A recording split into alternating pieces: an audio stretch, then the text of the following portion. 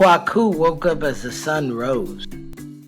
His mother had prepared a breakfast of roasted yams, tomatoes, and onion.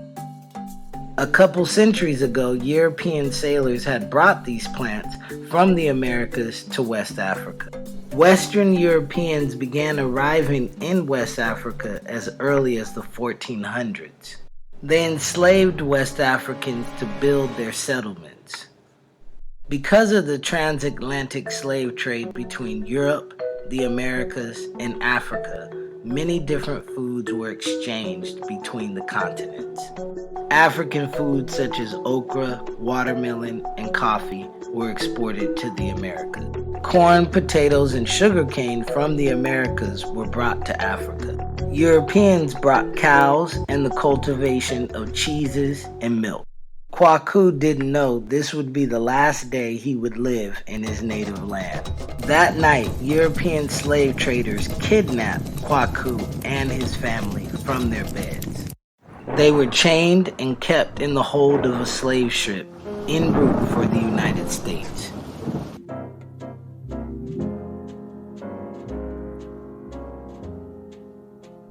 "100 years later, Kwaku's great-great-grandson, Samuel, was born on a South Carolina plantation.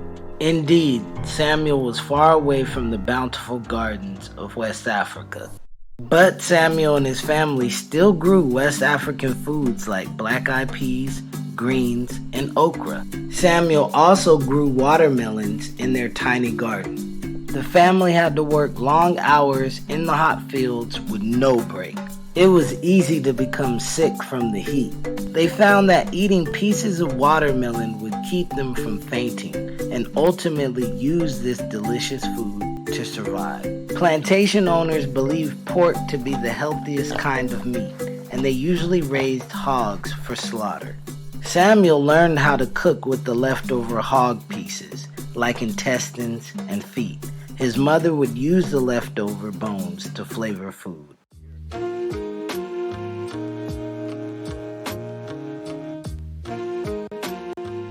Samuel had a great-great-grandson named James, and James loved to cook.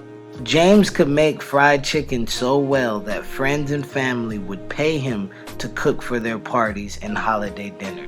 James learned how to fry chicken from his grandmother, who had learned from her mother, who had once been enslaved.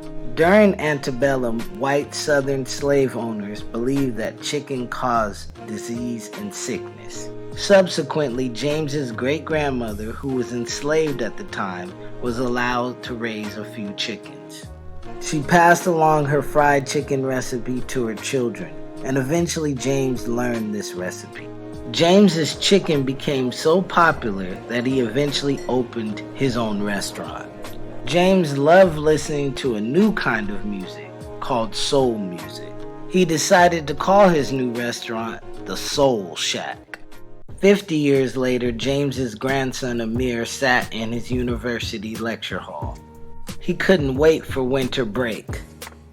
His stomach grumbled as he thought about the greens and sweet potato pie that his mother would cook. Amir was studying history. He wanted to be a professor. He often wondered about his own family history.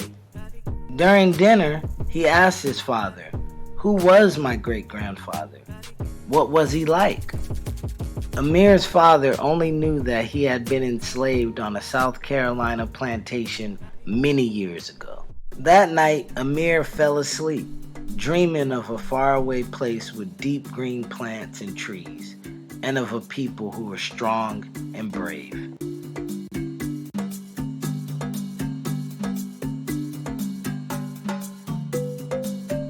Thanks for watching Deeper Than Red.